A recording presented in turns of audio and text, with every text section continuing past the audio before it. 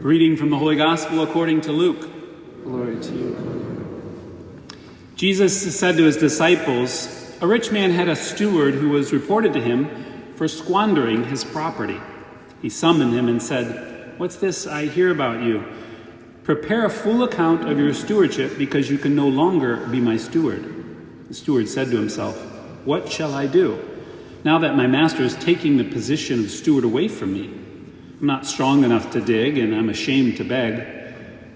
I know what I shall do, so that when I'm removed from the stewardship, they may welcome me into their homes.'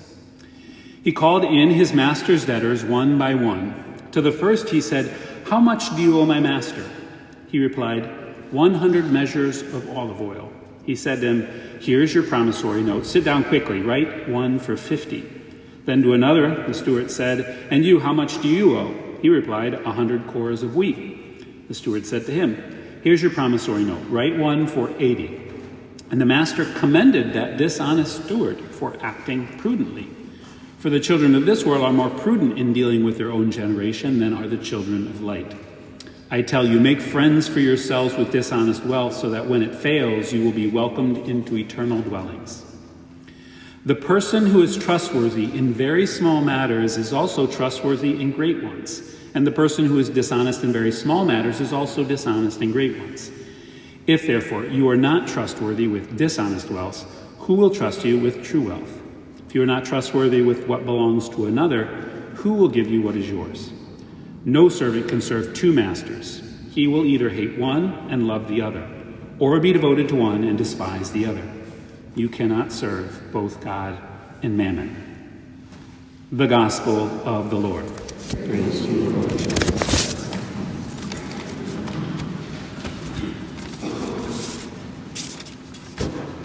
No servant can be the slave of two masters, or you can't serve two masters. Jesus doesn't give a third alternative. There's only two paths, right? Two paths in life, the one that leads closer to Christ, the one that's a responsible steward, or the one that leads away from him. In fact, a few chapters earlier here in St. Luke's Gospel, because this is a theme that runs throughout, he put it like this, Jesus, "He who does not gather with me scatters." Right? In other words, we can't be morally neutral in life.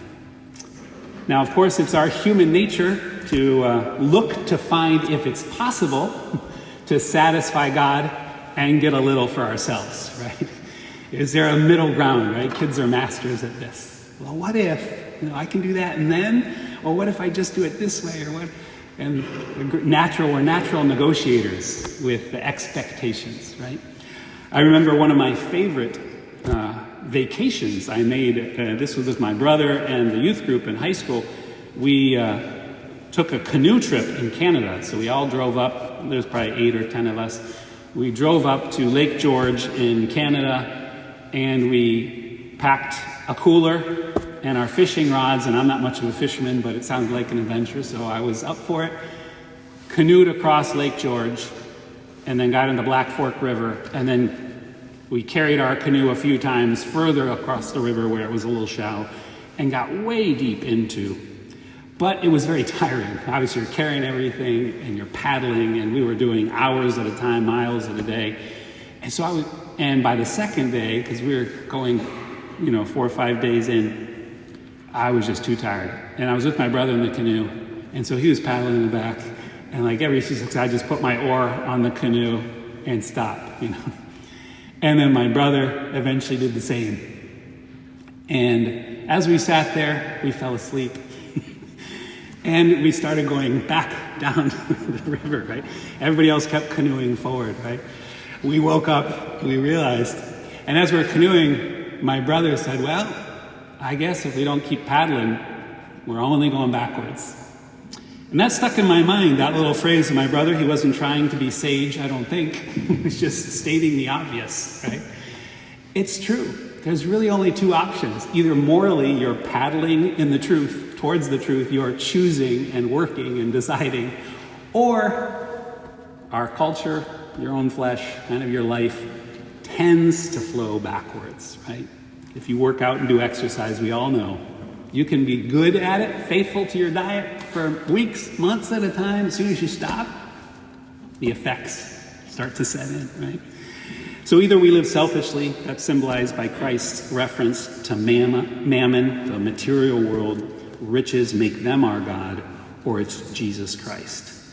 But he reminds us also that we don't make this choice just once. It's every day in small matters. He who's faithful in small matters will be faithful in great ones. And if you're dishonest or unfaithful or incomplete or leave it half done, you probably will do it in bigger matters.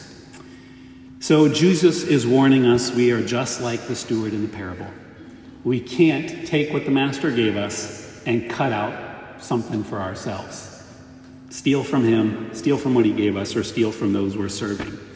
We all risk squandering the gifts that God has given us, right? But in the meantime, we have a golden opportunity to put our lives and talents at the service of his kingdom, to receive these amazing gifts you've all received. The youngest to the oldest have great gifts God has entrusted to you that only you can multiply. Parents can't do it for you. Children can't do it for you. Your spouse can't do it. It's only you. And that can sound lonely, or it can sound like, wow, what an opportunity. I really can do something. I can make an impact, right? I was this week talking to a lot of my nieces and nephews on the phone. Unfortunately, my brother's wife lost her mother this week, so they were organizing the funeral. Unfortunately, I couldn't get back for it. But we were in touch a lot, and so the theme of Charlie Kirk came up with a lot of them.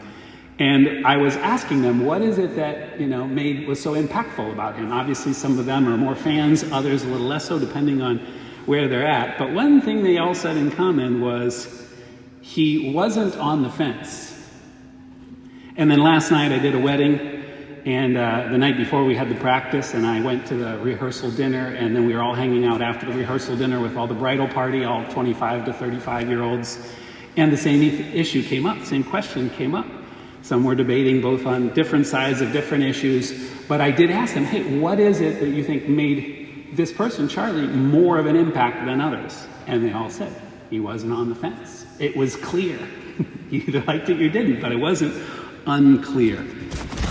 Cardinal Nolan even mentioned him this week, which I was surprised. In an interview, he referenced, wow, he's like, I didn't know who this guy was. And I started reading, but impressive how he said he referred to him as a modern St. Paul, which some people had an issue with, but anyhow, he was highlighting the radicality, the evangelistic, the being out there, the being where culture is happening, college campuses. He was admiring that element of him. And in a spirit, in debating college kids on hot button issues, etc. And I notice, and when I'm even in those situations, I'm sure you find yourself in the same, you wish you could have it both ways at times. Someone puts you in the corner and says, is it this or is it that? And you're like, if I say that, then they're going to think this, and you're always trying to, for the good of the person, or maybe your own reputation, who knows? It's hard to say, this is where I fall, right? We love to be on the fence. We love to put the oar and just take a break, and hopefully it solves itself. In a spirit of compassion and understanding, we might be tempted to shy away from the uncomfortable truths and their moral implications. But certainly, the example of Charlie Kirk, I think, certainly didn't. He didn't espouse, obviously, violence, but he certainly expressed his convictions with passion. And I had a friend of his out in Phoenix, former seminarian who was out there working and knew him from the very beginning, collaborated a little bit with him. And he was volunteered at some of his early rallies, and he's like, there's nobody showing up. And then he said, as we talked this week, then there was like a lot of people who were disagreeing, and there was like a lot of those people. And then it started to shift, right? Just the consistency of being out there and dialoguing. Intellectually challenging, for sure. Sincere, I think. Challenging. The real radical decisions in big and small ways. And I think Jesus wants us to have that kind of an undivided heart, to always row. There's only two options before us. You can't serve God and mammon. Undivided hearts, strength of soul, peace of mind, and only one master.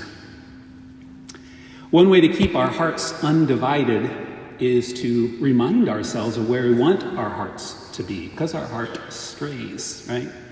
I had a spiritual director who told me our heart is like a potato. You know, when you put a potato in earth, it just starts to sprout roots all over the place, right? As soon as you let your heart rest somewhere, it's going to grab on to whatever is there, right? Our heart is like that. So how can we keep it undivided and focused? Building reminders of where we want our heart to go.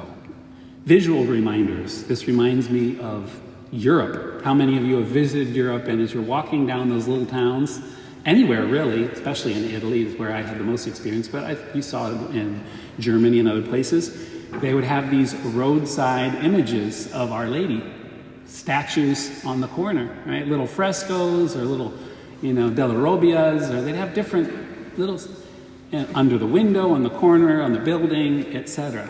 They were reminders when you got to the corner of the house at the direction where you could go right or left. Like, hey, what are you looking at? What's defining the choices you make? Constant reminders of, hey, this is where we're going and what we're shooting for. So my invitation to all of you, this will be related to your homework, is place those reminders around you. A rosary hanging from the rear view mirror, right? That's not just a decoration. It's there so you can easily access it, so you can pray your rosary in the car, right? Powerful reminder of who you are and how you drive, right? A small cross or crucifix on your desk reminding yourselves why you work and who you work for, why you're responsible, why you don't cut corners, right? Maybe Post-its in different places, maybe on your fridge, prayer cards, maybe a purpose, a little written down on a 3x5 card that you keep in your wallet or you keep in your coat, right? These are external reminders on your phone when you're going to pray throughout the day. They're reminders that keep our heart and our mind focused. Hey, this is the choice I'm making. It's a way to make sure that we're following the Lord throughout the day, right? So this week, Jesus wants us to experience afresh the meaning that comes from serving and choosing Him. So I invite you, erect some of those wayside chapels in your day, in your schedule, in your home, in your life, as a constant reminder of who you serve. Amen.